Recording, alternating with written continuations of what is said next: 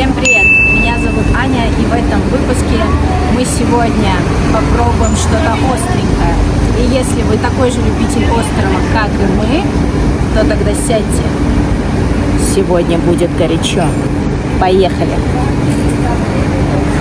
Ресторанчик, в котором вот так вот представлена еда сырая. Вы набираете.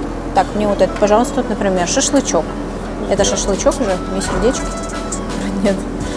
Кирилл взял свои пупы. Так, я люблю брать брокколи. Да, и грибы. Нет, не такие. Не такие. Чуть поменьше. Поменьше нету. Поменьше нету. Есть такие шляпки. Не, ну шляпки будут невкусные. Будет шляпа. Так, ну все, тогда я супом наюсь. Я просто вот... Ладно, давай еще один кусочек мяса. Нет, я мясо взяла. Ну, выглядит это... Покажу, как после. Так, и вот такой вот обзор. Небольшая кухонька. Здесь, как я и говорила, здесь можно взять тарелку. Так. Какой ты сегодня будешь делать? Мне обязательно. Я обожаю вот эти. Мои грибы, которые не перевариваются. грибы, которые не перевариваются. Но мне нравится, потому что... Спаржа. Да, можно. Да, набирай. Спаржу можно. Мы возьмем одну тарелку, потому что это вот большая лохынь. И мы обычно, если берем две, мы никогда их не съедаем. Так. Я хочу из креветок. Вот возьмите Давай. мне креветки. Эти? Да. У меня будет рыбный. А можно если вот эти возьмешь? Да, бери. Так. Что мы еще возьмем? Видите, такие всякие грибочки. Дайкончики всякие, редиски. Их вот эти сосиски безвкусные, конечно. Так, что еще возьмем? Лапшу, наверное? Лапшу, да, лапша. Вон там сверху. Какую? Мне вон та нравится. Вот эта? Да, Круглая? да. Так, Одну? да. Что еще? Зелень нужна? Немножко, наверное, можно. Какой? Я не знаю. Шпината можно, наверное. Так, а что тут еще? Ну, тут тофу, пожалуйста. Так, ну и напитки всякие можно взять. Ой, сейчас вот я какой-нибудь здесь напиточек затащу. Я в прошлый раз брала чай, мне он понравился. Ну, просто он был лимонный сладкий чай, да. Я этот. Возьми. Я хочу взять этот. Попробую такой. Я возьму такой, малыш. Ты взял виноградное, я возьму такой арбуз. Вот. И вы как бы идете и отдаете. Человек попросил не снимать. И вот такое вот помещение. Ты все расчеты запорола. Буэн. Вот смотрите, сверху у них здесь, мы слышали даже как телевизор просто шумел. У них тут парочку комнат, и они там живут. Очень удобно, то есть спустился, всегда ресторанчик под присмотром, никто не ограбит, потому что одно время в Аргентине здесь, конечно, когда они только приехали, было много воровства по отношению к китайскому кварталу. Так, ну что, мы сели, получили номерки, ждем, пока нам принесут. Прикольно, прям при тебе готовят. Ждем, когда нам принесут. Хорошо, что прям сразу готовят, и не нужно долго ждать, но при этом все свеженькое, прям при тебе. Супер. Вот. Как я и говорила, сверху у них они живут, снизу у них, соответственно, здесь небольшое пространство посадочных мест. Также есть кухня, и у них очень много стоят морозильных камер, где они хранят все мясо, рыбу, все морепродукты, которые вы видели ранее. Я хочу, Кирилл уже попробовал, но я хочу попробовать вот этот лимонад, арбуз-лимон. Как тебе, кстати? Я не люблю арбуз. Поэтому просто пил из жажды. Вкусно. Я не знаю, видите или нет? Да, видите. Тут достаточно такие большие кубики. Обычно они какие-то маленькие, вот эти мармеладные. Но здесь они добротные, скажу я вам. И прям супер. Ну, кстати, есть один нюанс, что ты тут сидишь, и реально есть ощущение, что ты пришел к другу, сидишь с ним, болтаешь, вы там в комнате заперлись, что-то там обсуждаете, шушукаетесь, и тут бац, заходит там мама и начинает: так, что вы тут едите? Вот типа такого здесь, потому что вот мы сидели, у них вон там кухня, из этой кухни вышла китаяночка и взяла еду, причем из морозилки, и при этом она с таким возмущением что-то там крикнула, там, типа: эй, мне нужна свинина, типа такого, да, просто вышла чисто в домашней практически одежде, тапки, штаны, фартук вышла, просто забрала, что и надо, и ушла. Потому что в прошлый раз мы слышали, как вот реально на втором этаже дед смотрел телевизор и что-то комментировал при этом. Был какой-то футбольный матч. Я уже не помню, но мы сидели и думали, в принципе, удобно, что спустился, поработал, поднялся наверх, поспал. Потом также.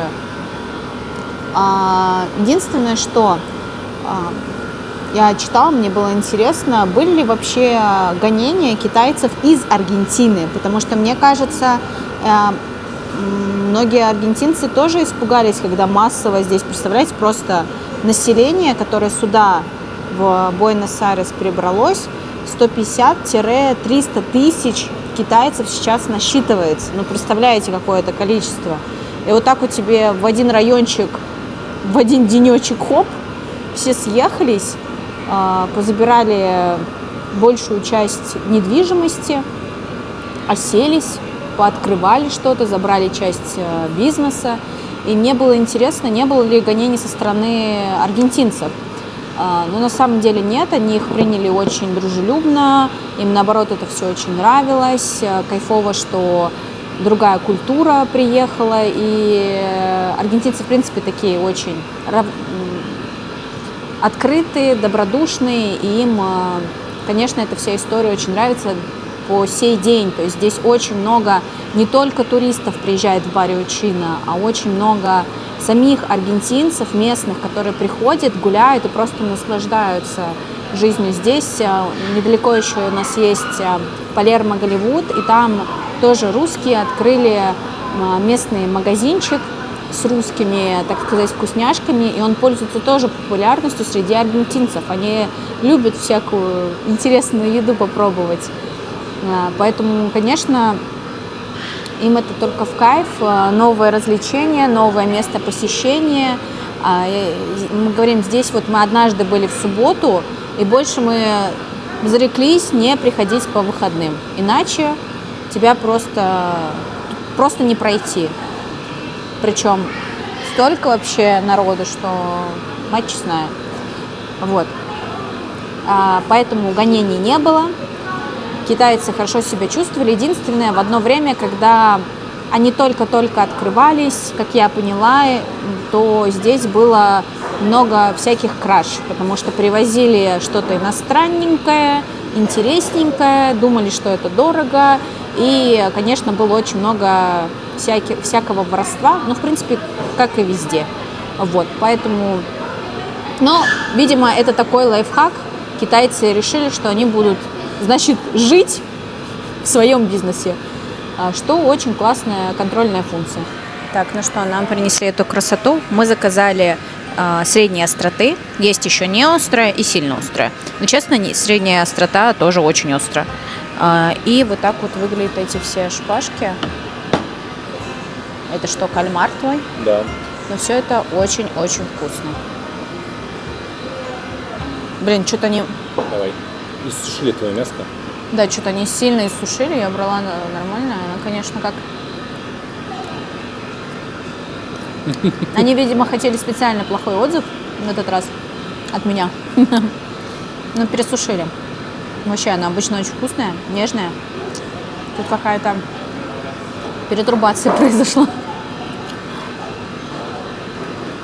Тебе вообще в целом сложно везет. Да. Потому что после этого аппендицит. Да, кстати, в прошлый раз мы вот этой штуки объелись. И у меня случился аппендицит. Ну, понятное дело, что это все накопительное. Это было еще после родов. Но, как бы, эта точка была последняя поставленная в моем аппендицитской истории, в моей медицинской карте. Так, я пробую эти, господи, цветную капусту, как брокколи.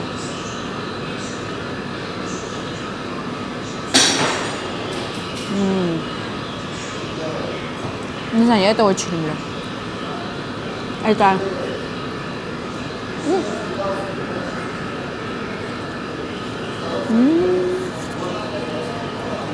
Это, знаете, немного поджаристая, немного хрустящая, немного, не сильно. И при этом остренькая. Вот. Мне прям очень нравится.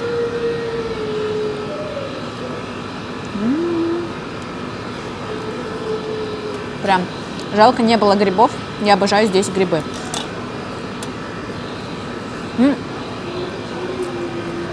Попробуйте. Нет, я тебе не буду пробовать. Почему? Не пупы, грибы. А, грибы, да.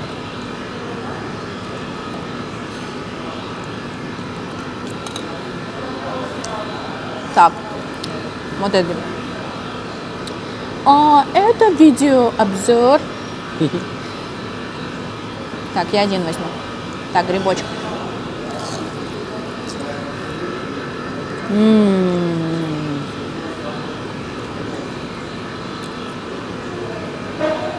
Это не передать словами. Это, конечно, масляная история, но при этом вот эта хрустящая панировочка, вот эта острота. Просто что ты там смеешься? Ребенок за меня внутри и ржет вида этой. Так, запьем это дело. Арбузным этим, чтобы жопа взорвалась. Отлично. Выпьем за это.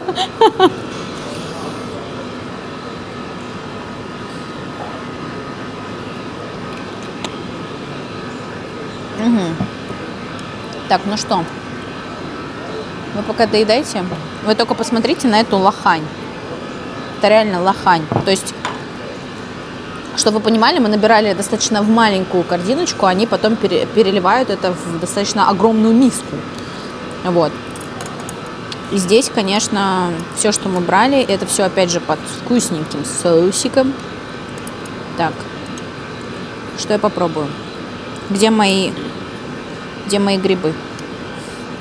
Не знаю, я обожаю эти грибы, но я почитала, что они вообще не переваривают. Ну, типа, плохо перевариваются или сколько-то там долго, короче. Но я не могу, я люблю их. Хоть они и безвкусные, но они почему-то в этом супе, знаете, немножко замещает, как будто вермишель.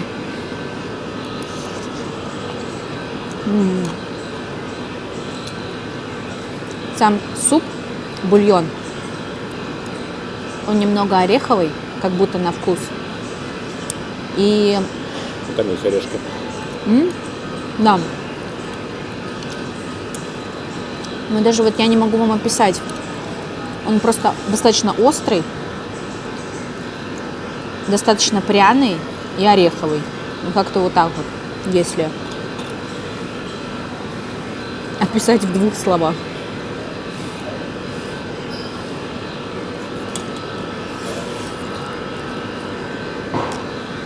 А еще мне нравится здесь все китайцы. В какое бы место мы ни приходили, они садятся, включают какой-то сериальчик и едят на фоне. Но именно вот прям в ресторане, то есть типа включают звук.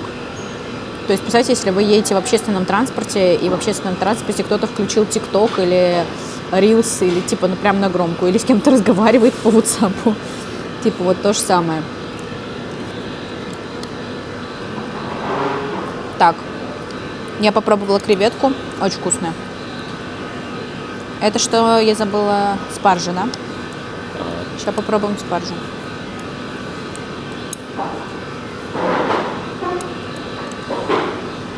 Что должен быть такой... АСМР. Или как там называется-то? АСМР. Сейчас будет...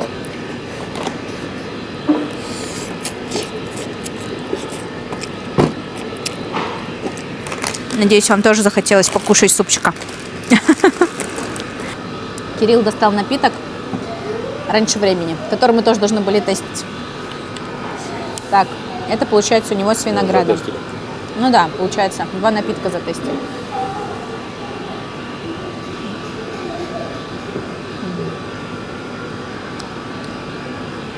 У него виноград очень насыщенный. То есть прям даже немного химозный, я бы сказала. Хотя мой еще химознее. Понятное дело, что у меня еще и цвета, извините меня, не арбузного, а больше какого-то грейпфрутового. Но у него прям насыщенный обычный вот виноград. Сейчас я взяла бульончика.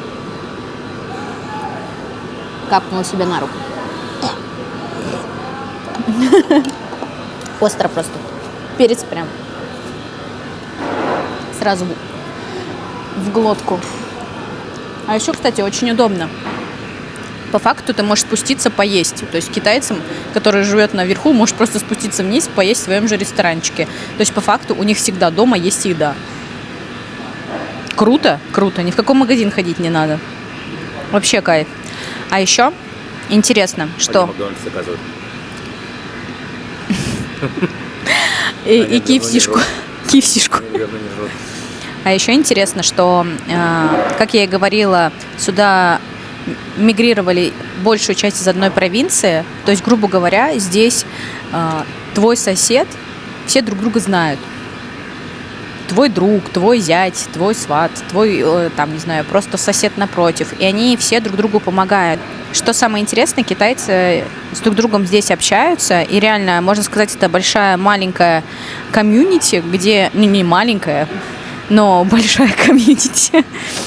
И те, кто новые приезжают сюда, они им помогают, если нужно, там, с открытием бизнесом, советами.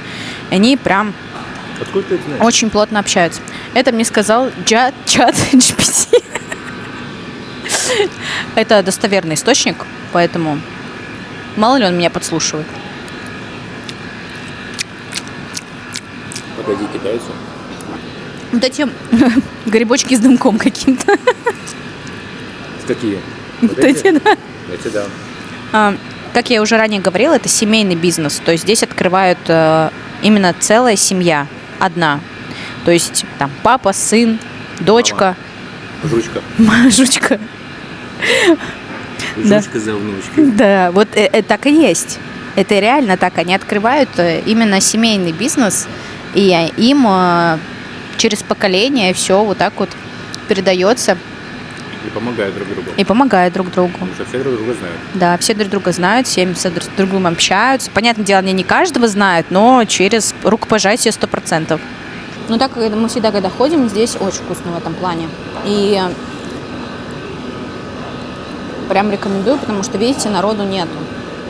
Хотя внутри Баррио Учино там просто народу, даже сейчас, учитывая, что сегодня плохая погода, аргентинцы не очень любят в такую погоду выходить. Все равно, ну, как бы, достаточно большое количество. Конечно, не такое, как в выходные. Можно пройти спокойно, но все равно многовато. Для нас, опять же. Для кого-то, может, вообще немного людей. Ставим этому месту лайк. Обязательно к посещению. Так, ну что, попка цела. Лицо, рот жив. Вы можете попросить разные остроты данный суп. Это место мы точно рекомендуем. А если вам также было полезно и приятно это место, то подписывайтесь на мой канал, ставьте лайки. Спасибо, что были со мной. Всем пока!